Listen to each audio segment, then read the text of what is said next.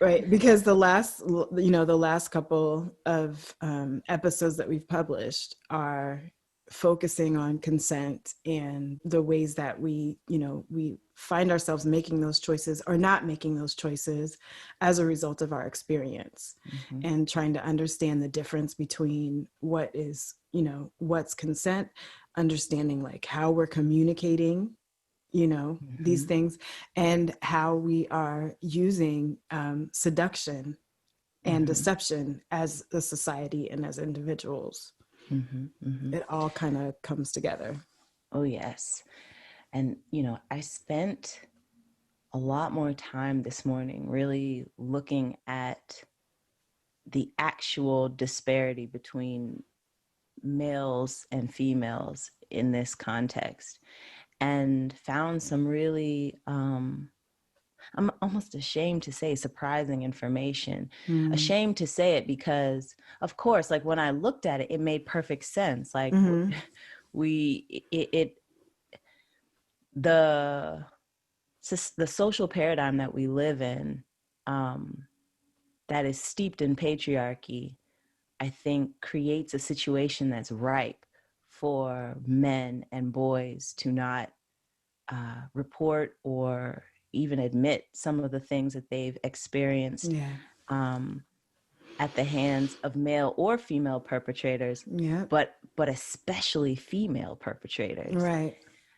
And I found some really interesting things that I think, as a mother of two boys and a girl, and the way that I kind of look at raising her and taking care and being protective of her, naturally, I'm going to be protective of my sons as well. But this information gives me a different level of insight around what the stats are and why the stats are what they are.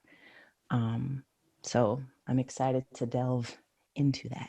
Well, today. What did you find? So today, excuse the rustling of my paper as no problem. Pull out my notes. As you are studious.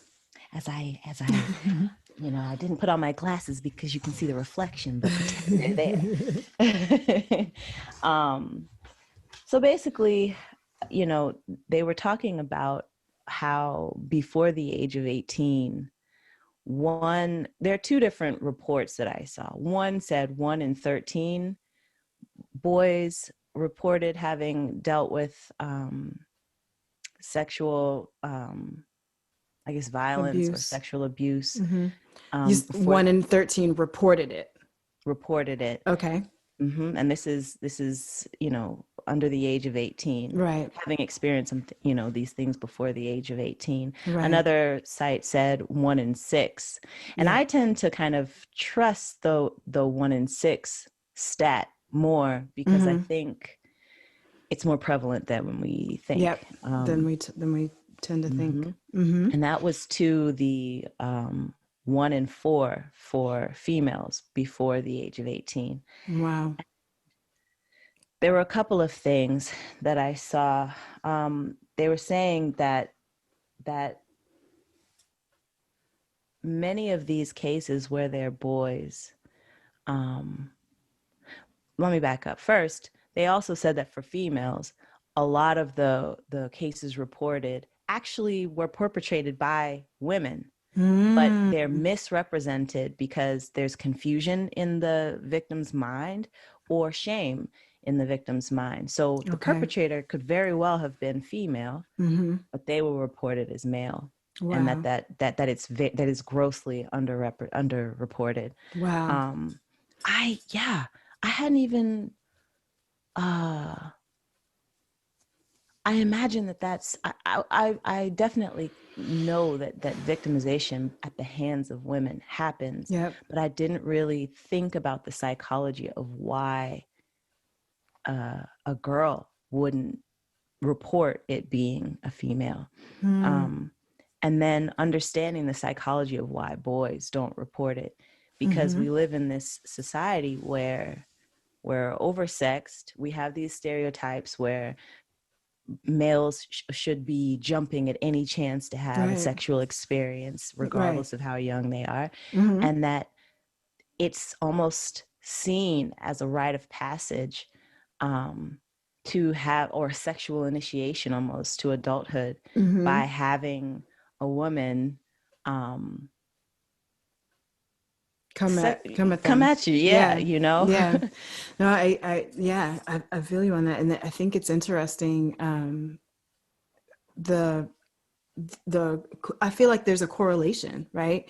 There's young girls who are abused by a woman, and then there's young boys that are abused by a man.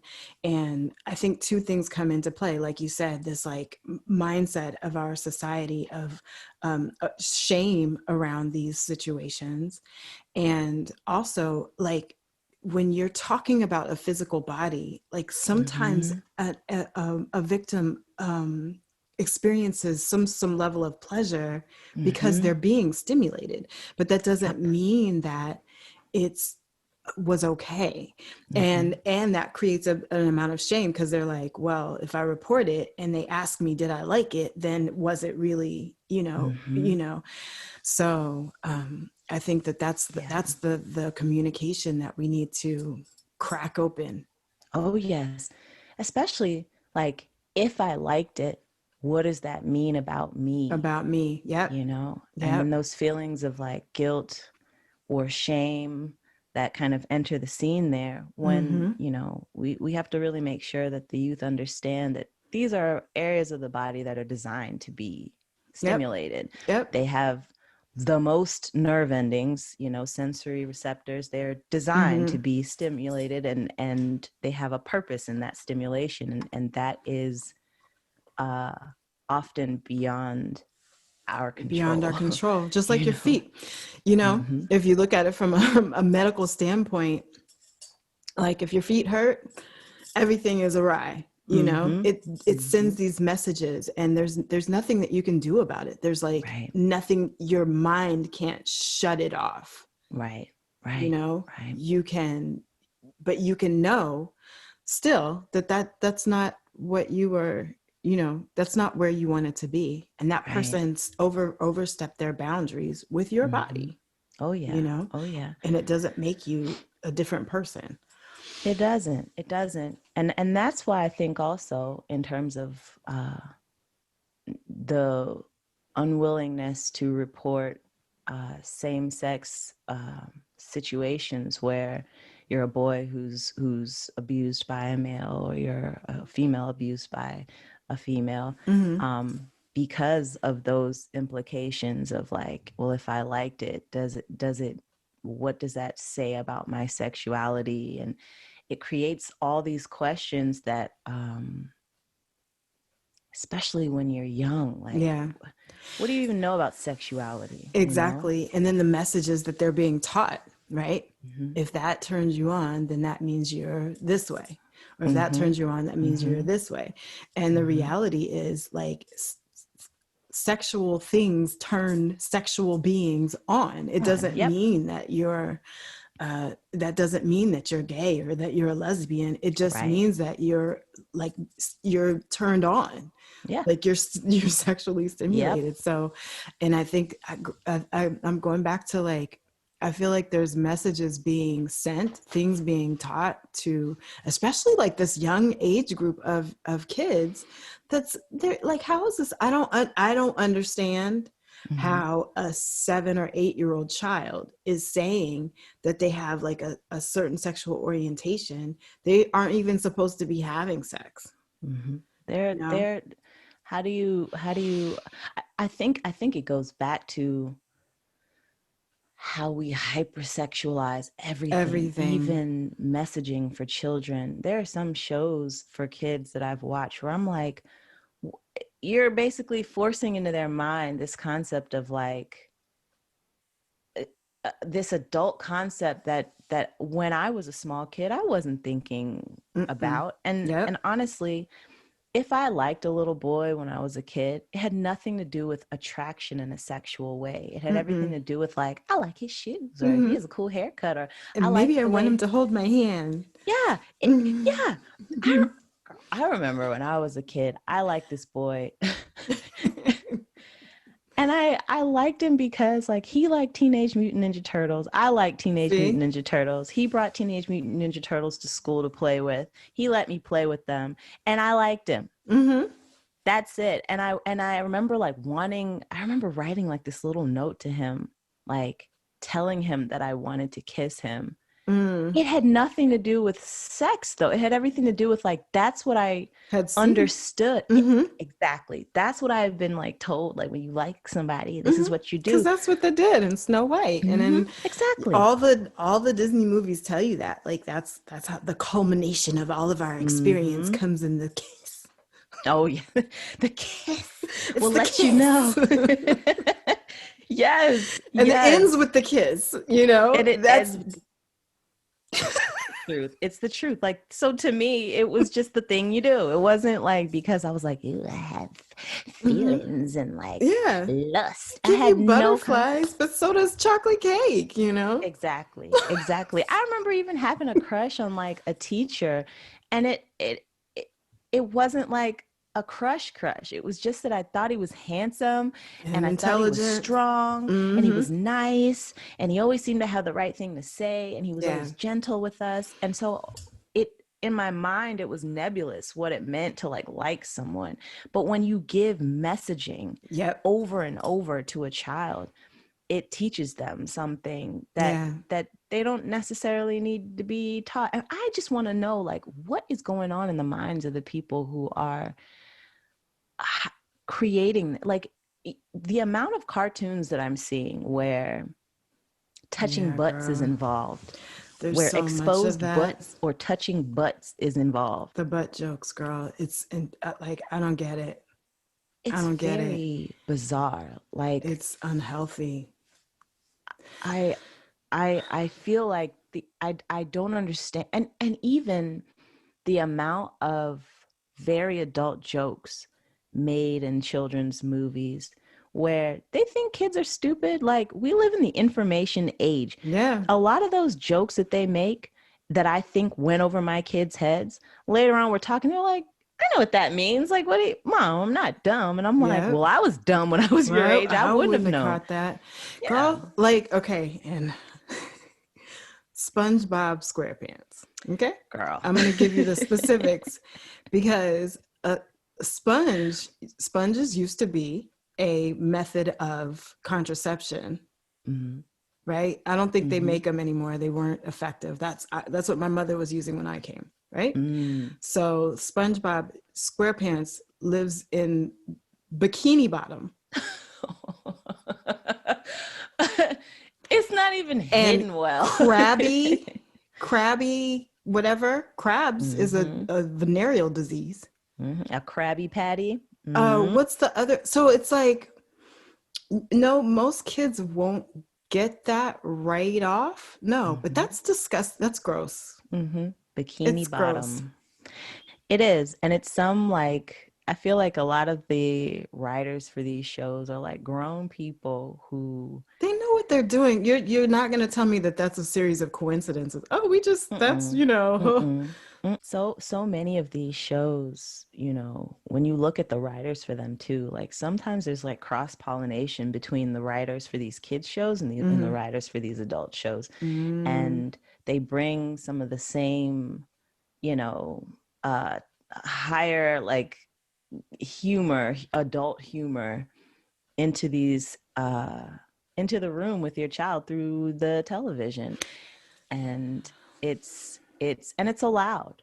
And it's allowed. Some of the, even with Disney and stuff, some of the jokes that they make, and some of the ones that I'm so glad that my sons didn't pick up on, but I'm like, I cannot believe that sometimes they'll even have the nerve to have the character break the fourth wall and look at the camera and like, parents, like, you know, we put a little something in there for you too, so that you can watch this. That's what it is. Like, let's make it so that the parents want to watch it with the kids, and it just kind of normalizes everything. But that goes back to, I think that as parents, we need to take the lead. And don't overlook those moments. Those are teachable moments, even though they might be awkward. you know, Yep. it's a Yep. teachable moment to say, hey, this is what this means. I don't want this to be a subliminal message to you. I want it to be a very direct message to you. Yes. And I'm going to teach you the correct words. And I'm going to let you know that that's not okay behavior. I don't want to see you doing that. I don't want to see you doing that. That's not okay. Like, you know, we can continue watching this, but I just want you to know that I'm not accepting that kind of behavior from you. Oh yeah. Oh yeah. You know, I feel like I went off on a piece of that tangent. was a little bit of a side note. The past 10 minutes. We're annoyed others who have children who we've walked in and seen them like watching something that was supposed to be safe. That wasn't. Yeah. Excuse us. But one of the other things that I found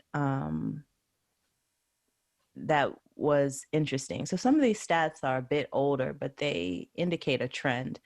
So there were some studies that I saw that were done and this is from a 2016 Atlantic article, where a study done in 2014 where reported that 38% of victims of sexual violence were men in 2014.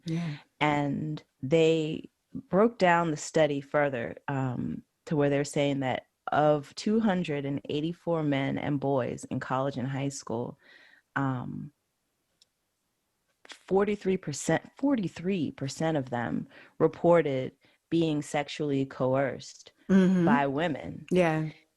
And so I was like, okay, so that's a broad statement. Like what does being sexually what is coercion mean, you know? And basically, you know, begging, nagging, even insulting someone's manhood in order to you know, get them to have sex with you or perform some kind of sexual favor for you. It's not respecting their boundaries, right? So if they said no and then you continue past that, that's coercion. You know, because they've told you no. They've given you the signals for no. They've put up a boundary, and you're stepping over the boundary and continuing to try to pull the boundary further and further. So that's that's important for people to understand. Like that's wrong. Hugely important. And I think the thing is, like, people often question, like, well, how can men be, you know, sexually abused by women? Like, how does that anatomy even work? Like, if he's not aroused, how can you make him penetrate? It's beyond that. It's penetrating them. It's attacking their manhood or attacking their using what society has created, the stereotypes around what men are supposed to be, these hypersexed, you know, you should always want it type of thing against them. That's extremely psychologically damaging, and often, way more often than it should, results in the person giving in and being like, all right, fine. You know, just to make it stop. And that's so important for people to understand on both sides. You know, if someone tells you, like, somebody pushed them to do something that they didn't want to do, it's possible. Yes, it's possible, you know, and it is possible for a man or a boy to be put in a situation where they feel unable to continue to hold their boundary because they either feel like the person is not going to like them anymore, or is going to tell other people, or is just not going to stop, and they just want it to, you know, they just, or they might even be trying to, like, they think protect this person because this person is saying, but why? And then, you know, this, like, you know, and that's where it goes into, you know, like you said, coercion and seduction. That's not okay. That's not okay. And it's movies and everything send a different message of, like, what's the one from Roger Rabbit? Jessica Rabbit, honey.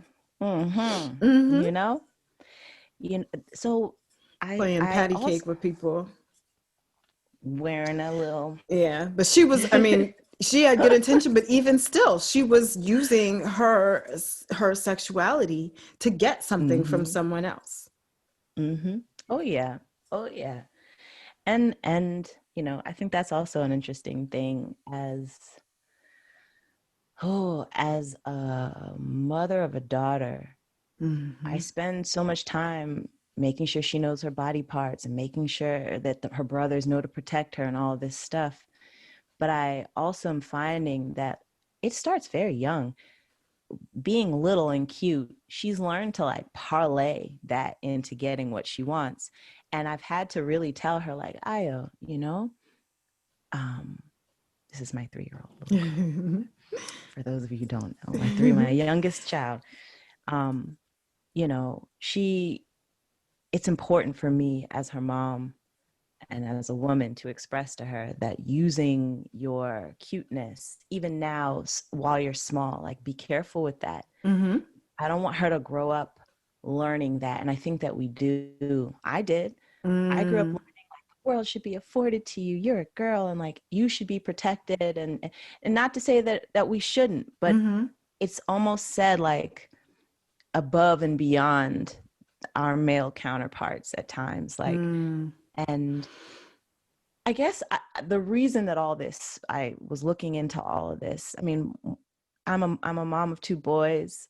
I got my nephew Farai. I have, you know, 4 other nephews. I'm looking at the world that they've been brought into, how patriarchy harms them too. We have a lot of, especially in this day and age, there's a lot of anger towards men. There's a lot of focus on sexual abuse and male predators. But I think there's also this sensitivity that if we pay attention to how it happens to boys and men, we're somehow devaluing or taking away from the spotlight being placed on its prevalence amongst women. But that's not how it works, you know. Human beings taking advantage of other human beings, and that's just not okay. And that cycle of patriarchy doesn't just affect women; it affects men too. Yep. You know. Yeah. And so to look at that and understand that healing one helps to heal the other. Exactly. So, you know, if we don't pay attention to how boys often are less protected, or we feel, I don't want to say less protected. I'm sure all parents try to protect their children in general, but there's more of a threat sometimes that you feel when you have a little girl because of the world that we live in. Yeah. But we've got to pay attention to our sons, because they were saying that in this study, it was 2012, and it was a study using data from the U.S. Census Bureau, and it was done by the Nationally Representative National Epidemiologic Survey on alcohol and related conditions. They found that in a sample of 43,000 adults, there was little difference in the sex of self-reported sexual perpetration. Or perpetrators. So for example, 46.3% female, as opposed to 56.41 or 56.4% male, admitted to having forced someone to have sex. Now, these were people who had abused alcohol or drugs. Like, I'm confused. I think who were they surveying? They were so I think they chose like just a survey of adults and basically how alcohol or drugs kind of affect our social world, and how, because a lot of these things happen around, you know, sex and drugs. Yeah. But and related conditions, so anything tangent to that. But they were saying that, like, I was surprised by that number. 46, it's only a difference of 10% between men and women. About 10% of are reporting that they did it. Have forced someone else to have sex. And these are numbers that you don't hear. You have to, I mean, I had to like really read and dig to find a lot of this information, and I'm just scratching the surface. Mm-hmm. But it's important to pay attention to it because, again, by acknowledging these things happening on both sides, Mm-hmm. It helps to alleviate both sides. Yeah. It doesn't take one from the other. And it's important, even in terms of in feminist thought, like hating the stereotype of women being docile and women being, more nurturing and all these other things. The damsel in distress. Yeah. You can't hate that stereotype and not acknowledge that, because you hate that stereotype because you know that it's not completely true. Like not all women are very nurturing and have that focus. Not all women want to be mothers and be the picture of the Madonna. Not all women are docile or submissive and all of that. Then, then it behooves us to also recognize that there are a lot of women who are sexually manipulative and manipulative in general, and are controlling and are violent as well. So we can't just like look at it in the way that we want to, and not look at it in the other direction. Other way, because it will continue to happen.